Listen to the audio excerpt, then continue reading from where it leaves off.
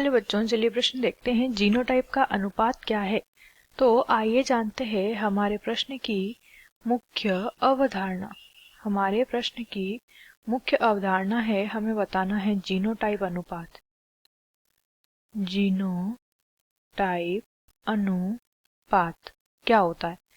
Genotype अनुपात जो होता है दोस्तों, ये इस प्रकार एक वितरण या पैटर्न होता है जिसमें कि एक आनुवंशिक क्रॉस के बाद एक आनुवंशिक क्रॉस जब होता है या संकरण जब होता है तो उसके बाद प्राप्त संतानें, इसके बाद प्राप्त संतानें जो होती हैं, उस संतान में जीन का वितरण, उस संतान में, यहाँ नीचे लिख लेंगे हम, उस संतान में जीन का जो वितरण होता है, इस वितरण को जिस पैटर्न से दर्शाते हैं, ठीक है, उसी को क्या बोला जाता है? उसी को बोला जाता है जीनोटाइपिक अनुपात। उसी को क्या कहा जाता है? जीनोटाइपिक अनुपात इसे कहा जाता है। इसे हम एक उदाहरण से समझ लेते हैं। देखिए, मान लीजिए कि हमने एक संकरण, जैसा कि हमने अभी देखा कि संकरण के बाद संतानों में दिखता है, तो हम लेंगे एक गुलाबी पुष्प वाला पादप। पैतृक पीढ़ी के रूप में हम क्या लेंगे? एक गुलाबी पुष्प वाला पादप, और एक हम लेंगे सफेद पुष्प वाला पादप। ठीक है, इसको हम ले लेते हैं, ये नर है मान लीजिए और ये मादा है। अब इनके मध्य संकरण या क्रॉस हुआ तो गुलाबी पुष्प को हम लिख लेते हैं पी से। ठीक है, इन्हें हम कह देते हैं समयुग्मजीय हैं। सफेद पुष्प को हम लिख लेते हैं पी से। अब जब यहाँ पर इस पी का संकरण होता है इस कैपिटल पी के साथ, तो प्राप्त होता है कैपिटल पी।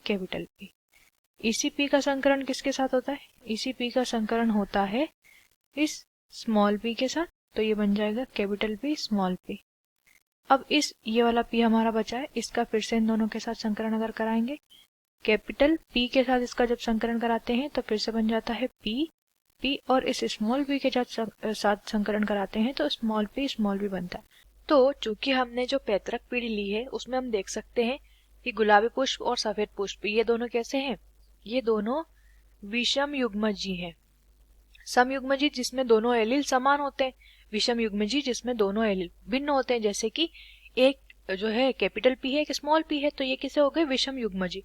इनके मध्य संकरण हुआ है, तो पहली संतति जो प्राप्त हुई है, देखिए कैपिटल पी, तो ये कैसी है? ये है समयुग्मजी है। दूसरी और तीसरी संतति को अगर देखेंगे तो एक कैपिटल पी है, एक स्मॉल पी, इसलिए इसे क्या कहेंगे? इसे कहेंगे विषम युग्मजी। और चौथी संतति को देखेंगे तो ये क्या है? ये है स्मॉल पी, तो ये भी कैसी है? ये भी समयुग्मजी है। तो अब जो हमें अनुपात प्राप्त हुआ है, एक हमें मिला है समयुग्मजी, फिर दो विषम युग्मजी, फिर एक समयुग्मजी। तो वो जो हमारा अनुपात बनेगा वो बनेगा 1:2:1, क्योंकि दो विषम युग्मजी हैं और फिर एक समयुग्मजी है, दूसरा भी जो है समयुग्मजी है। तो ये जो अनुपात मिला है ये हमें कैसे मिला है? जीन के वितरण से। ठीक है, तो इसी को कहते हैं जीनोटाइपिक अनुपात। आशा करते हैं आपको इस प्रश्न का उत्तर समझ आया होगा। धन्यवाद।